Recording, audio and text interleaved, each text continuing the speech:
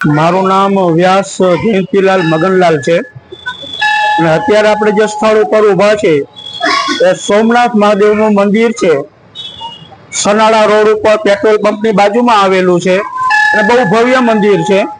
અને આ જે મંદિર આપ જોઈ રહ્યા છો એને 3 વર્ષનો સમય થઈ ગયો છે. અત્યારે પવિત્ર શ્રાવણ માસ ચાલે છે.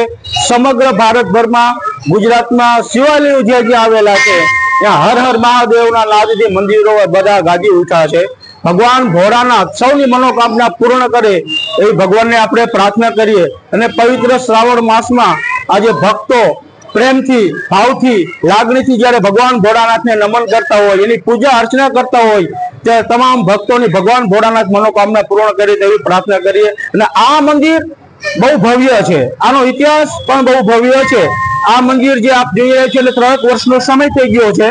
અને આ મંદિરમાં 2 સમય આરતી થાય છે, સવારે 5:30 વાગ્યે અને સાંજે દરરોજ 7 વાગ્યે. ત્યારે ભક્તોની ભીડ જામી હોય છે અને પૂજારી પણ ભાવથી અને પ્રેમથી અને લાગણીથી ભોળાનાથની આરતી કરતા હોય છે. ત્યારે તો બધા એક રસ થઈને ભગવાન ભોળાનાથને પૂજા અર્ચના કરતા હોય છે. હર હર મહાદેવ હર.